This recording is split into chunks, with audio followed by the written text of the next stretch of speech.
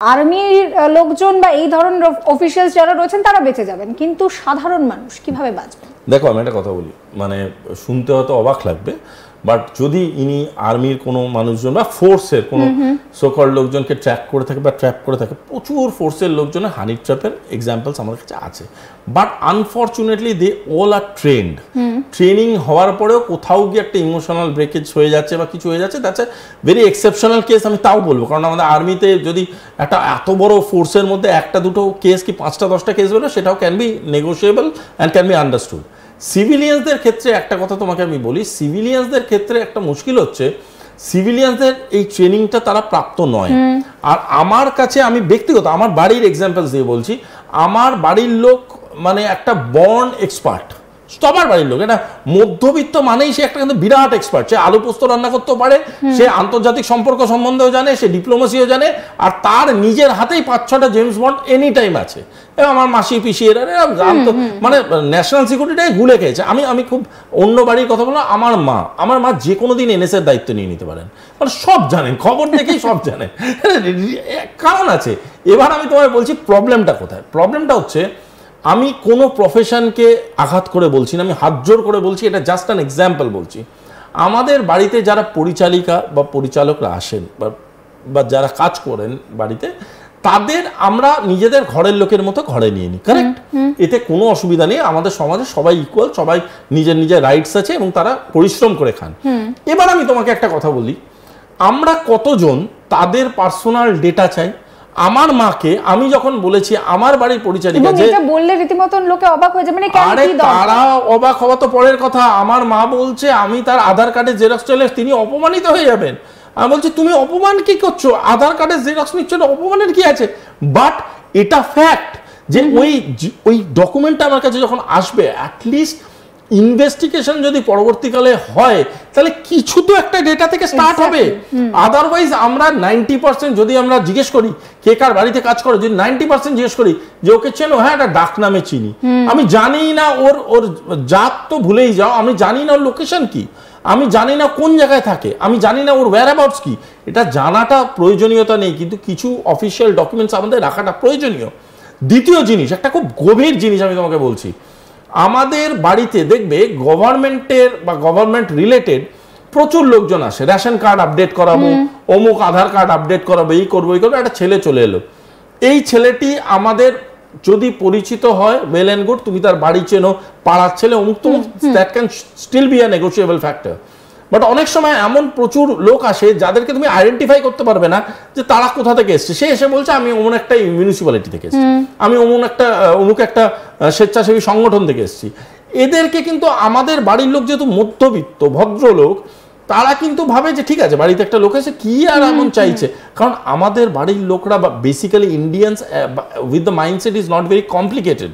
এসে যে জিজ্ঞেস করলো কি চাই, এটা আধার কার্ডটা দিয়ে দিল, ওরা কিন্তু they are getting your national identity, and that's a potential threat to the entire national security. হাতের কাছে পেয়ে গেল আধার কার্ড, সবার আধার কার্ড চেক করে নিল। এই আধার কার্ড যখনই চেক হলো, এই আধার কার্ডের ব্যাকগ্রাউন্ড ভেরিফিকেশন হওয়াটা is a matter of second.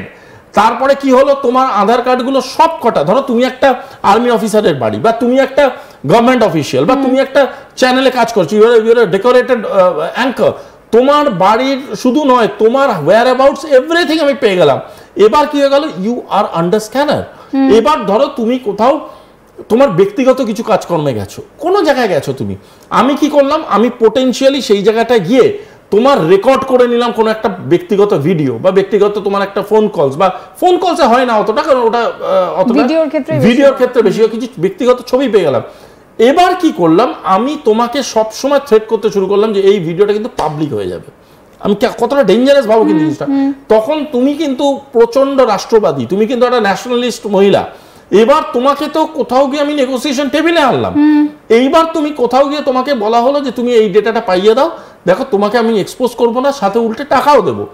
দেখো এই যে টানাপোড়েনের যে জায়গাটা মানসিকভাবে আসে না, অনেকেই ভাবে এরম এলো আমি লড়ে নেবো, ওই লোকটাকে মেরে দেবো, ইটস নট দ্যাট ইজি। এই জন্য তখন কি হয়, যখন এই নেগোসিয়েশনটা সাকসেসফুলি তারা করে ফেলে, সংগঠনগুলো, এবং তখন কি হয় সেই মানুষটাকে তারা কিন্তু পোটেনশিয়াল অ্যাসেটে কনভার্ট করে দিল।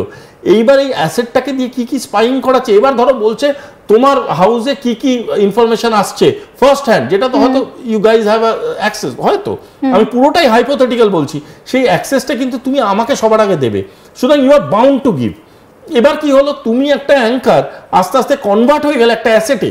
এইবার তুমি বুঝতে পারছো যে তুমি তোমার রাষ্ট্রবিরোধী কাজ করছো, কিন্তু তোমার কিছু করার নেই, আর তোমার হাতে আর কিছু করার নেই, you have spoiled your entire life. Now what to do? দুটো হতে পারে, একটা 90% ক্ষেত্রে আমরা যারা এগুলো নিয়ে একটু ঘাটাঘাটি পড়াশোনা করেছি দেখেছি, দুটো জিনিস হয়। যখন তোমার ইউটিলিটি ফ্যাক্টরটা জিরো হয়ে যায়, ইউটিলিটি ফ্যাক্টরটাও খুব নোংরা একটা মানসিকতার জিনিস, এটা বোঝার চেষ্টা করো।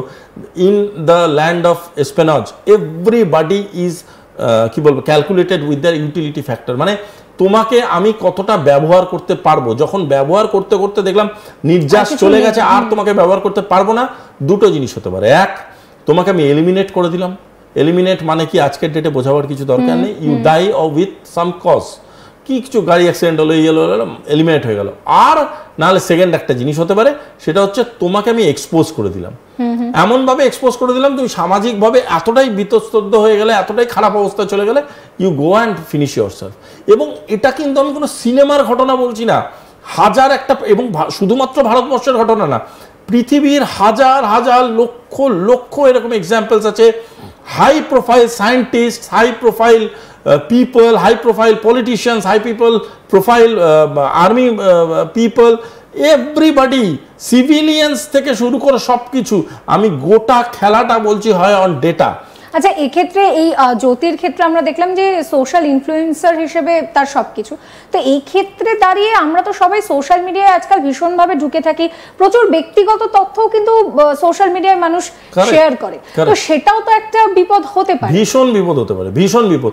ফার্স্ট কথা আমি বলবো, নিজের গভর্নমেন্ট আইডি প্রুফ আননেসেসারিলি কাউকে হ্যান্ড ওভার করবেন না, করবেন না। গোটা আধার কার্ডের গোটা আপনার যে নাম্বারটা আছে ওটা কাউকে দেওয়ার দরকার নেই। হোটেল বুকিং করতে গেলেও শেষ 4টে digit is more than enough, বাকিটা আপনি ক্যাপসুল করে নিন বা বাকিটা আপনি কভার আপ করে নিন, কোনো অসুবিধা নেই। কোনো পুলিশ, কোনো আইন কখনো কোথাও আপনাকে আটকাতে পারবে না যদি আপনি শুধু 4টে ডিজিট দিয়ে আপনি হোটেল বুক করেন।